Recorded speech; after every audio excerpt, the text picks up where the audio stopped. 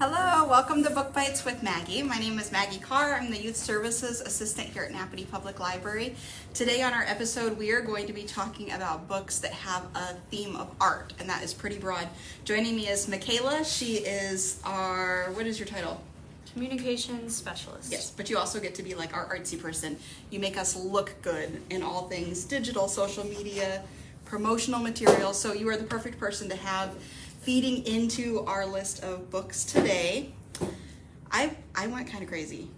I took art very broadly. I like all types of art, so that's good. Okay, so we can kind of ping back and forth and talk about books if you want to. When you're holding up a book, if we don't have it, tell us what different formats it comes in, and then when we're done featuring live here on Facebook, we will also post a list of all the titles that we're talking about. If you have a Nappanee Public Library card, we'll be happy to put these on hold for you if any of them pique your interest. If not, you'll be able to find them on our shelves and in our databases for you to use. Okay, can I go first? Yeah. I'm like geeking out. Okay, I am so excited that we finally got this series just in July. This is our new book sticker, so it's currently in our new book collection. This is Ink by Alice Broadway. It is the first in a trilogy of 3 books that is dystopian. So if you're unfamiliar with what dystopian is, it's kind of like a futuristic play on what they think the world is going to be. I read this book as an ebook years and years and years ago, and one of the biggest things that I did is I regretted reading a series that was still being written, because I never, even to this day, have not gone back to read books 2 and 3, and now I really want to because I'm highlighting the first one. In this story, it features a girl named Leora. She lives in a town where the community, when you're born, as soon as you are born, your life is starting to appear on your skin as tattoos. Kind of a cool concept. Every lie that you tell, every crime that you commit, every good thing that you do, every action of reprise, whatever, it shows up on your skin. Then when you die, your ancestors keep your skin, and that is your story, that is your biography, and you live for generations and generations. Keep your skin? They keep your skin. Like kind of like on a mantle. It's different. Okay. Like a bearskin rug. Like a bearskin rug. So it's there. It's a beautiful, I don't know if you can even like see this as we're holding it up. Is so it's pretty. just gorgeous. And the whole series is like this. I didn't get to enjoy this as an ebook, how beautiful it is now. But so Leora's dad passes away early on, and that is the theme through this book. But as she is reading his skins and learning more about the father that she didn't know, that sounds really weird, doesn't it? So the theme of tattooing and art is the perfect storytelling for this book. This is the Spark. Spark is the second one, and Scar is the third one. This is Ink, again by Alice Broadway. It's currently in our teen section. Leora's like 17 in the book, so it could totally go both ways if you're a teen reader or if you're an adult and you like to read teen books. I absolutely love the inside front cover because it highlights how this was a brand new debut book for this author. So she took a brand new concept, brand new storyline, and brought it to the surface. But it says, Leora finds solace in the fact that his skin, her father's skin, tells a wonderful story until she glimpses a mark on the back of his neck, the symbol of the worst crime a person can commit in Saintstone. Leora knows it has to be a mistake. Before she can do anything about it, the horrifying secret of her father gets out, jeopardizing his legacy and Leora's too. So it's kind of like a mystery, it's a thriller, and it was so good, and I can't wait to go back and read books 2 and 3. So it's about tattooing. Did you think about that as being art? Yeah. Okay, do you have anything that would counteract this one? Well, I have a teen book. Okay. So I wish I had the actual book because It's checked out, isn't it? yeah, it's checked out. Yeah. So I just printed a picture of the cover, but the actual book is so stunning, the artwork in it. Ain't Burned All the Bright is written by Jason Reynolds. It's illustrated by Jason Griffin. The book focuses on like 2020, like just the year 2020. So it goes through struggles during the pandemic, struggles with racism, struggles with economic status, and it's just about all of it, but like it follows kind of the story of like just trying to like catch your breath the whole time. Just breathe and then something else happens. Breathe some more and then something else happens. And then how do you take all that and turn it into, you know, something that makes a difference? Something that's really pretty, beautiful. So this book, I think the description says that there's only 3 sentences in the whole book. So it's like prose, like run-on prose? Kind of. Or- Some pages don't even have words. Oh. The whole book is written visually. So the words that are in it help push the story along. But the pictures really do all the writing for. Does it feel like a memoir? Like, no, I don't think it's about like one person in specific. Okay. It So just- everybody could relate to it Yeah. if they... I really related to it because we all lived through the pandemic. And there was just parts in there where I was like, yeah, that makes sense. Like, yeah, I felt that way too. Or like, oh, that's a good way to look at it. And so this book, it just walks you through it from a different perspective. And it uses artwork to like show the raw feelings, the things that happened. So I highly recommend it. Jason Reynolds is a favorite. He is, you know, nationally known for the stuff that he does and the topics that he writes about. And he did it really well in this one with Jason Griffin. Do you happen to know if that one, is that going to be in our teen section or It our is adult teen, section? yeah. It is teen, okay. So this one is teen. It's technically poetry. And we have it as a book, but it's checked out right now. And then we also have the audio book. Which way did you listen to it? I would not do audio. No? I mean, just to see the It was the pictures in visual it. side Like, of it. I read it twice in one day, just because like you go through it and you read it, but then you have to go back and like appreciate it. So as soon as I finished reading it, I went through it again and did it much slower. I was looking at all the pictures. So I definitely recommend the book. But if you wanted to listen to the audiobook, I guess you could, but Yeah. I don't really see the point. So put the book on hold, wait for the book. It's definitely worth it. Ain't Burned All the Bright, Ain't Burned All written the by Bright. Jason Reynolds and illustrated by Jason Griffin. Very good. You sold me. I think I'm going to pick that one up. This one is The Artful Parent. This is simple ways to fill your family's life with art and creativity. I have followed Jean Van Hall's blog for years and years and years. And when she started publishing books, I was the first person pre-ordering books. And I was so excited because raising my kids in an artful parent home is something that I really value. Some of the concepts that are inside of this book are going to be more geared towards like 1 to 8 years old, but this one's going to be absolutely chock full of recipes for Play-Doh and fun things to do with this or that. It's going to give you resources and instructions on different projects where you can buy things. And when I follow her blog too, she teaches me about all new art pieces. I didn't know about like crayon melters and stuff like that. So she is the perfect person to follow if you're looking for some creativity in your home. Just like with a cookbook, I do not pick up craft books unless there's samples and there's full color and great illustrations. And Jean does a very, very good job in this book. So this is The Artful Parent. We do only have it as a physical book, but that's perfect because you're going to want to make photocopies as you're doing this and stashing ideas for your family side for a rainy day. But this is The Artful Parent, and again, it is also a blog. And currently, the whole display in the children's craft room downstairs here in the Napanee Public Library features her concepts and her go-to guides of having art in the home. So that is The Artful Parent. Do you want to do another one? You want me to go again? Sure. So kind of along with that, you said that's also a blog. My next book is All Along You Were Blooming. It was written by Morgan Harper Nichols.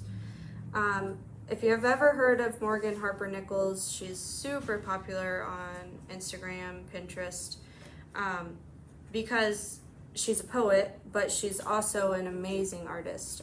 She shares a lot of her art on Instagram, a lot of her quotes on Instagram, and it's just It's visual. so gorgeous. Like, I wish I had this actual book. We have the audiobook and the ebook, but it's just different than having the physical book. I had it in my own personal collection, and I actually gifted it to somebody, just because the illustrations in this book are so stunning. And if you're familiar at all with Morgan Harper Nichols, you probably would recognize her illustrations. It's kind of like abstract, feminine, artsy kind of painting stuff, which she actually creates a lot of it on like an iPad. She has like tutorials and stuff. But All Along You Were Blooming is a book of poetry that kind of, it's inspirational, it's uplifting. It's a little feminine, and it kind of moves you through like the life of a woman and growing into yourself and kind of learning how to appreciate yourself and all your feelings and stuff like that. I listened to the audiobook, but I did have the physical book, and just the artwork that goes with it, it just makes you feel the words. So like Ain't Burned All the Bright, it just helps move the book along. And it feels like the whole time you're like growing into something. You're learning, you're appreciating more. And so that's just something great that Morgan Harper Nichols does. And so this book is a good example of it. I love that. This is one that I probably would never gift to somebody because I just want to hoard them all. This is Asphyxia's The Words in My Hands. Actually, I recommended it to a couple of you guys out there. This is an Australian dystopian book, and I didn't even think about putting those two together. So again, dystopian is like a futuristic. In this story, though, it doesn't feel so disjointed from modern times. So just like people will make a shake and try to get all of their nutrients down in one tablet or one drink. In this story, our main character, her name is Piper, she is living in a society where her mom works for a company who is trying to recreate vitamins and minerals, and they're going to put them into prepackaged food portions that are automatically delivered to your house. There becomes different shortages, and so Piper has to kind of think outside of herself, where she's like literally starving, and her mom do not have enough food to eat because deliveries are becoming sparse. They're not showing up at all, and nobody knows what to do because they are so used to food just automatically showing up into their cabinets that not having that, they're just dying. People don't know what to do because there's no food. So this is a story, it's a coming of age story about Piper, and she has a disability. She lost her hearing when she was 3 years old. She is being taught to lip read and to just make do. She has no idea about what what Auslan, so Australian Sign Language is. So it's not American Sign Language, but Auslan is in Australia, and she meets a boy who absolutely captivates her. He beautifully speaks with his hands. His mother is deaf, and between the new relationship between Piper and this boy and his mother, she earns a whole community of support around her, and she learns the beautiful concept of sign language. They teach her how to prepare and cook and grow her own food. It becomes a story of activism, and Piper's gift of artwork totally leads through this entire story. So we do have this as an ebook, and it does have the pictures in it, but holding this physical book in your hand, Asphyxia, the author, she is going to illustrate around and through the entire book. So the illustrations that Piper is making or journaling as she is writing and as she is being influenced and coming into herself are in the middle of these chapters. And you get kind of a concept of what is happening through the story based on the artwork that is around the outside and how she is fighting back against this government who is just trying to belittle its people. So it has so many themes, but art is just one of them. So activism, coming into yourself, sign language, and the right to be heard. I absolutely loved this book, and I think that you will too. It's already in my Christmas wish list that I can own this book for myself and have it on my shelf for years and years to come. So The Words in My Hands is available as a book in the teens section, and we do have it available also as an ebook on Libby. Okay, you wanna do another one? Sure. Okay, so I had some poetry. Now I'm just gonna get into like fiction. But more specifically, this book is fantasy. So Martha, plug your ears. I know you're reading this right now. A Court of Thorns and Roses is something that I just read this year, but it's easily one of like my top 5 favorite series. It's like all over TikTok too. Yeah, it's so popular and it's so hard to describe something that's like that widely known. But ACOTAR is the first book in the series, written by Sarah J. Maas. It is a fantasy series about a world in which like fae and fairies are real. Magic is real. They live in like a totally different world than us. So this first book is about Feyre, who is the main character. And she, like, to her core, is a painter. Throughout the whole series, you'll see, like, her journey with painting. She describes a lot of scenes and settings and characters in the way that a painter would. So that's why I thought it would be great for this topic today, just because some of the way that she describes things, the main character, it's like she's creating a painting in her mind. That makes it visually appealing for a reader. Yeah, definitely. It makes the world building a little bit easier, especially like trying to get the hang of all the different types of characters, types of people, types of places, types of things like that. In the first book, it kind of starts out, Feyre, her family used to be well off, and then they lost their all their money somehow, and then so they're kind of living in the slums of their village. They live in a tiny little cabin. They struggle to eat. Their father can't work, so Feyre takes on the role of providing for her family, and then she meets someone from the Fae world, and then she's taken into a completely new world, and she has to fight to survive. It's a romance, so that's why it's like one of my favorites. I love romance, but it's also kind of like you're growing with the character throughout the whole series, so I definitely recommend it. Book 1 is not my favorite, but I still really like it. So this is the second? This is book 1. That's book 1. ACOTAR, A Court of Thorns and Roses is book 1. A Court of Mist and Fury is book 2, and that's probably one of my favorites. Probably one of everybody's favorites of the series. But it's just, if you're into fantasy or you're thinking about trying fantasy, it's a great one to start with, just to kind of get into the world of, you know, Sarah J. Maas. Like, this is what she does, this is what she's known for. And it's insanely popular. Like, This is for a reason. trilogy? Or No, series? there's currently 5. Oh, there's 5. Five You have to books. read them like Yeah. boom, boom, boom, boom, boom. So There is a book though that is like 3.5. Or Yeah, something. so the first 3 you have to read in order, and then there's a novella, and then there's which is technically like 3.5, but I just call it book 4. And then there is the last one, which is written from a different perspective, but Is still it has like some of the close it characters. out, or is it still ongoing? No, there's rumors that she's writing more. Wow. So nothing has been like confirmed, but there is rumors that there's more to come. So Fun. there, fingers crossed. yeah, like Goodreads has at least 3 more books.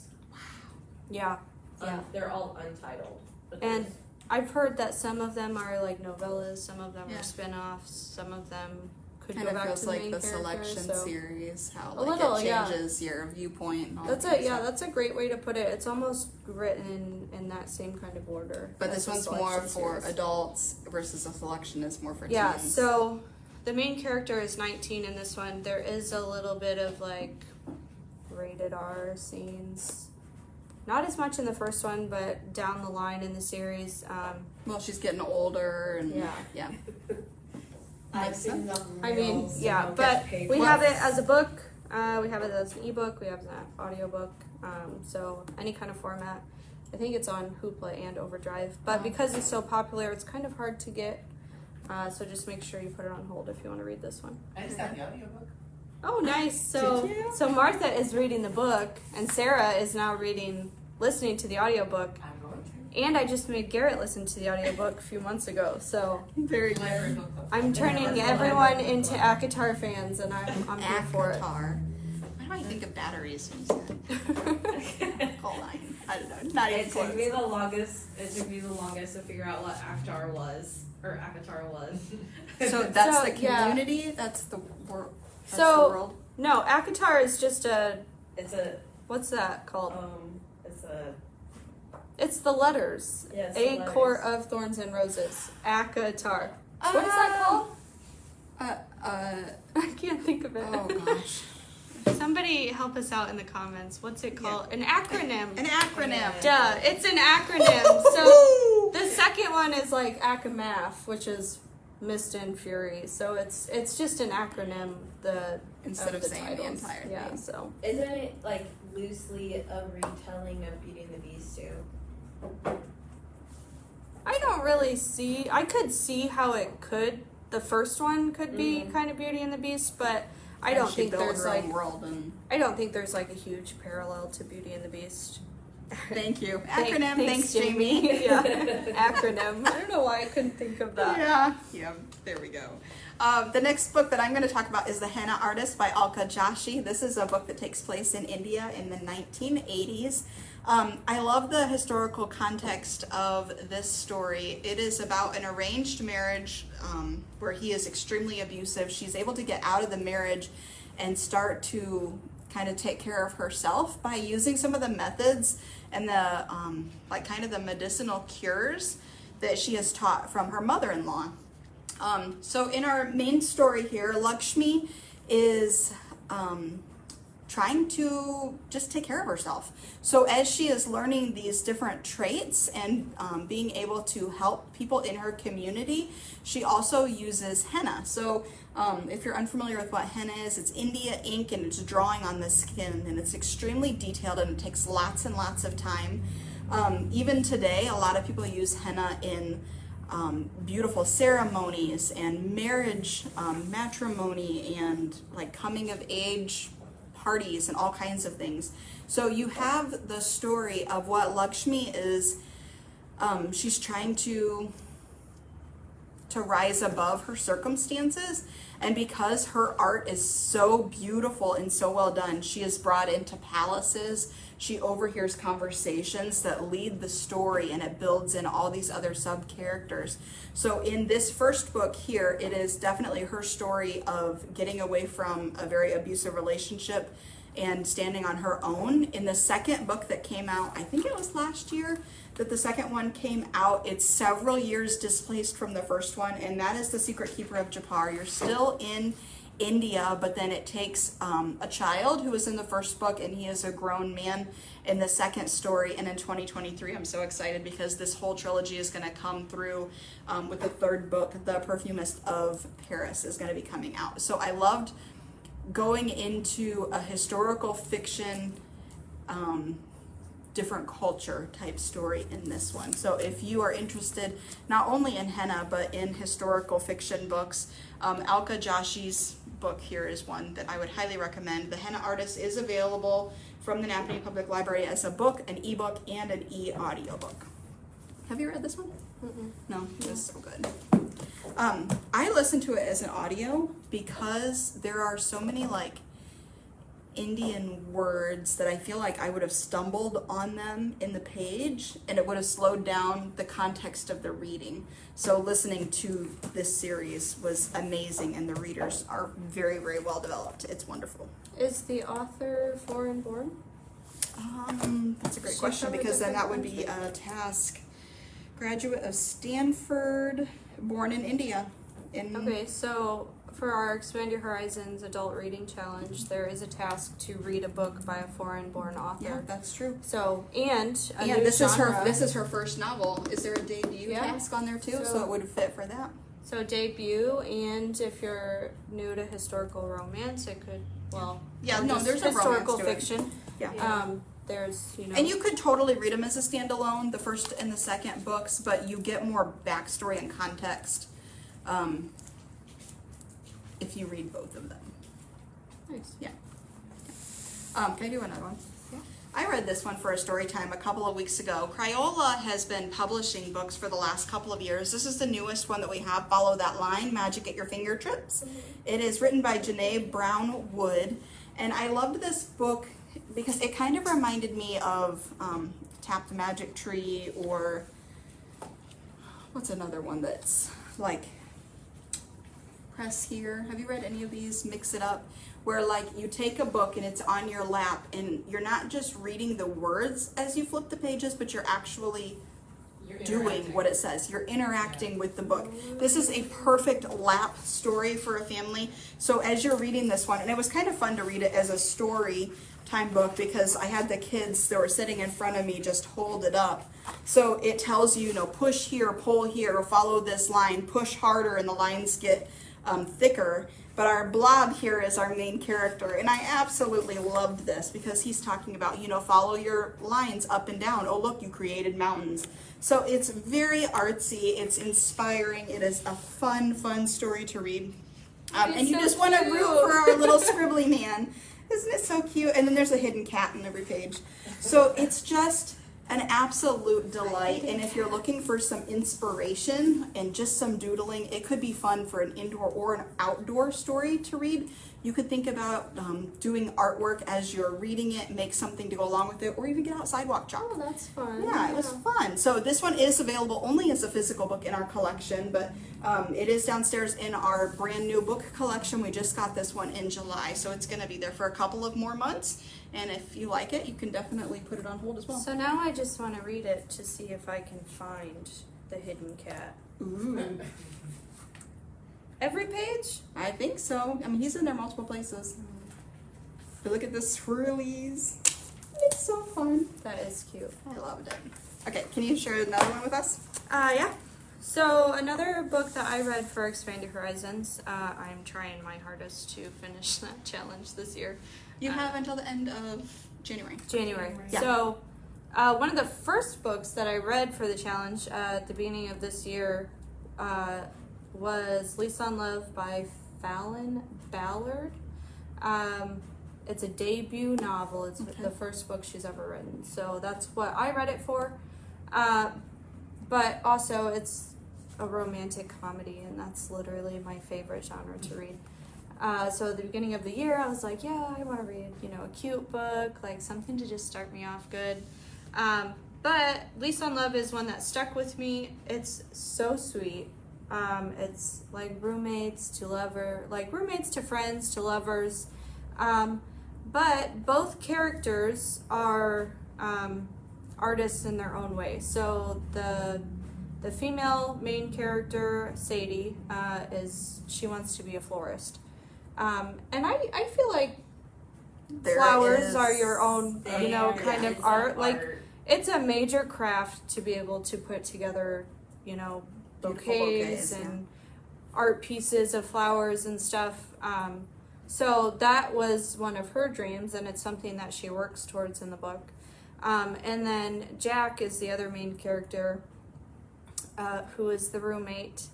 And somehow he makes this massive fortune when he's younger, and then he never has to work again. He owns this gorgeous house that he lives in alone. He doesn't have a job.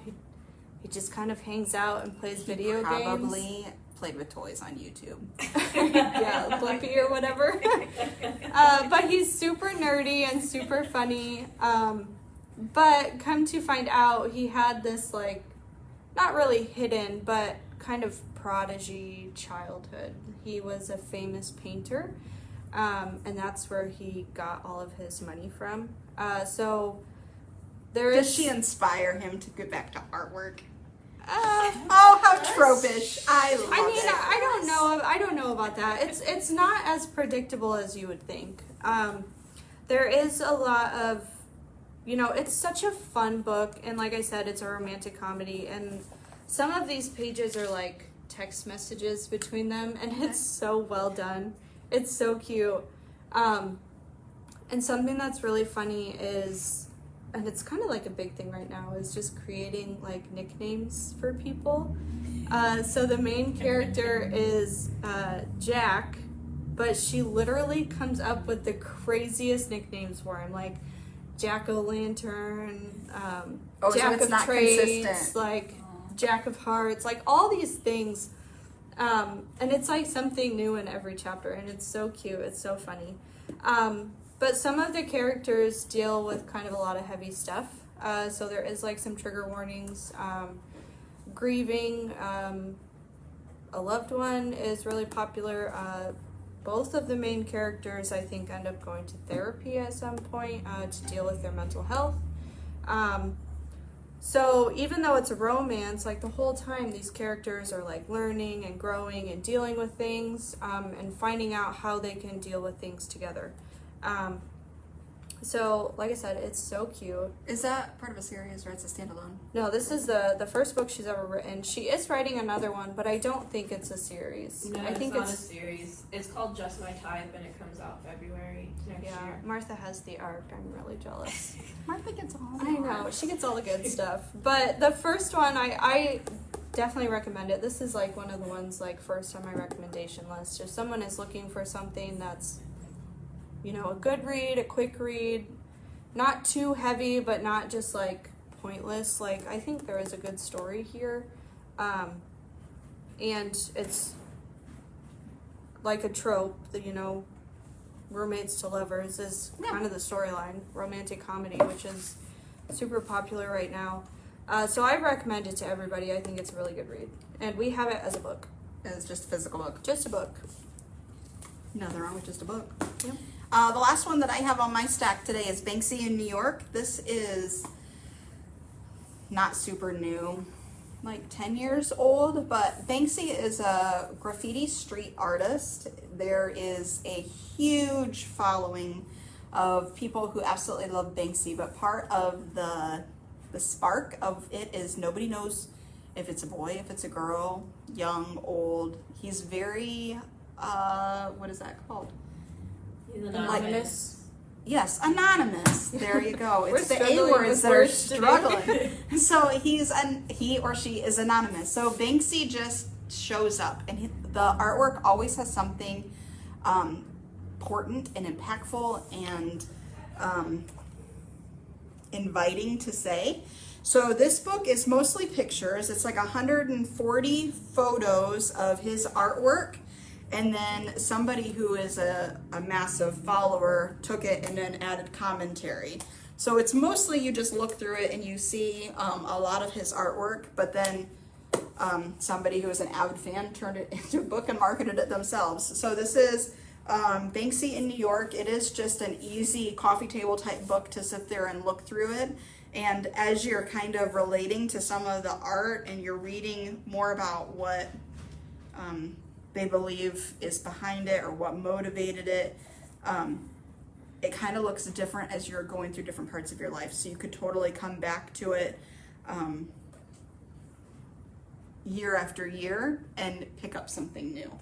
So like this one says, follow your dreams, right? That's incredibly motivating, but then there's a big banner across that says canceled, don't follow your dreams. So you just kind of wonder behind the method of the artwork and what is going through the artist's head. So if you're a fan of Banksy, or if you just want to know more about him, his time in New York, adding graffiti and street art to the streets, this would be a good pick to pick up.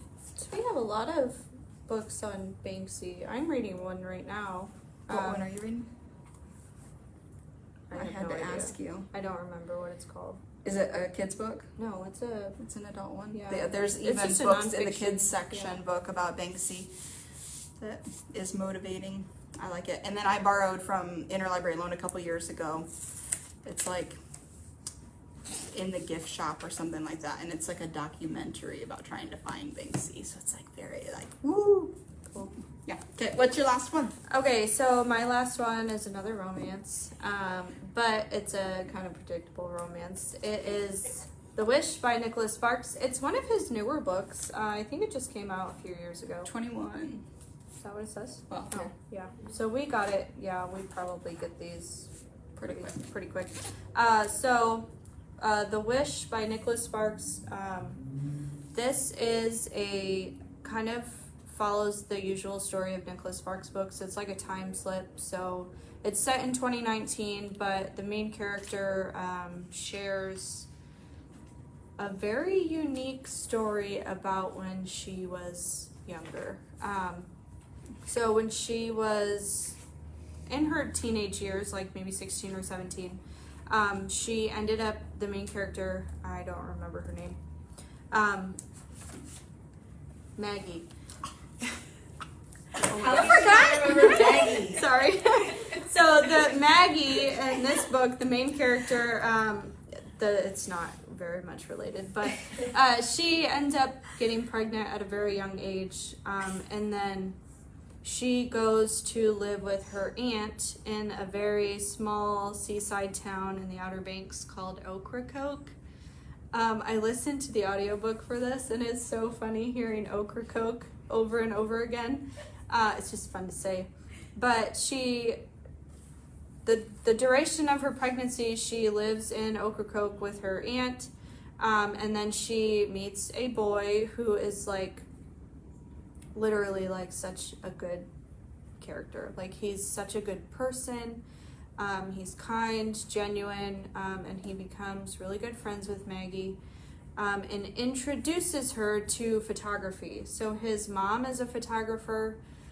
He dabbles in photography. They have their own like dark room and stuff that they develop film and stuff like that. But he introduces her to photography, and she like falls in love. It gets her through like some of the tough times. It makes her and the main character closer when they're growing up. And so she does end up like, it's not really a secret, she ends up like having the baby and, giving the baby up for adoption. Donating was not the word I meant. And then down the line, like when it's set in 2019, she works at like an art gallery. And so she's a travel photographer, and she works at an art gallery that showcases like some of her photography. And then she's hit with something really hard that she has to deal with. So if you're familiar with Nicholas Sparks at all, Somebody always dies. you know that it might not always be a happy ending. So keep that in mind. It probably will make you cry. I think I cried when I read it. So it kind of slips back and forth between present day and growing up in Ocracoke, and how her life has evolved and what she's doing now and how she's dealing with this new thing that she has to deal with.